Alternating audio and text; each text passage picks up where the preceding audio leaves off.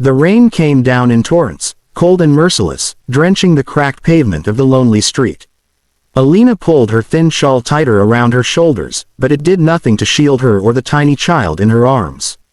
Her baby coughed weakly, his little body burning with fever despite the icy weather.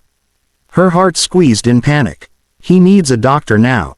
She had no car, no money for a cab, and the bus stop had already emptied long ago. The night stretched endlessly, each passing vehicle spraying water on her shoes as they sped past, drivers too hurried or indifferent to stop for a poor girl holding a child. "Please," Alina's voice cracked as she waved desperately at a passing car. The driver barely glanced before accelerating.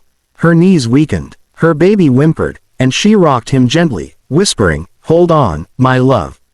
Mama's here. Don't close your eyes." Just then, the sound of a slowing engine broke through the rain. A sleek black SUV rolled to a stop a few feet away. The tinted window slid down smoothly, revealing a man with sharp features, his presence commanding even in the dim streetlights. His eyes, dark, intense, landed on her, and something unreadable flickered across his face. He studied her for only a second before speaking.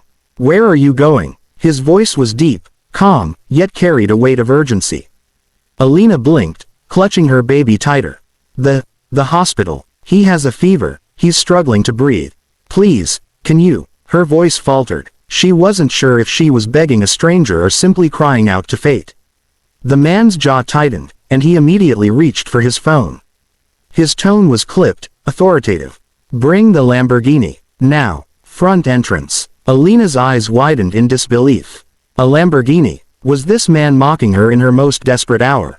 But within minutes, a brilliant white Lamborghini pulled up behind the SUV, its headlights slicing through the sheets of rain. People under nearby shop awnings turned their heads, whispering and staring at the scene unfolding before them. The man stepped out of the SUV, unfazed by the rain that soaked his tailored suit. Without hesitation, he opened an umbrella, shielding Alina and her baby. His hand, warm, steady, touched her trembling arm. "You'll ride with me," he said firmly. His tone left no room for argument. Confused, overwhelmed, but too desperate to question, Alina nodded. He gently guided her toward the Lamborghini, opening the door himself as though she were someone precious, not a drenched, penniless girl shivering with fear. As the engine roared to life and the car cut through the storm, Alina sat stiffly in the leather seat, her baby pressed to her chest. She could feel the man's eyes flick toward her every few seconds, his knuckles white around the steering wheel. Finally, his voice broke the silence, low and heavy with something she couldn't quite place. "I'm sorry. I should have been there for you long ago." Alina's breath caught. Her head snapped toward him, confusion and shock racing through her veins. What did he mean by, "should have been there"? The Lamborghini screeched to a halt under the glowing red emergency sign of the hospital. Before Alina could even reach for the door handle, nurses rushed forward, alerted by the sight of a frantic young woman clutching a limp child. "Quickly, we'll take him," one nurse said, gently lifting the baby from her trembling arms. Alina followed in a daze, her legs weak, her soaked clothes clinging to her. But just before she could run through the sliding doors, a firm hand caught her wrist. She turned, startled, and met the same intense eyes that had pulled her from despair only minutes ago. Rain dripped from his dark hair, his expensive suit plastered to his tall frame, yet his gaze was locked only on her.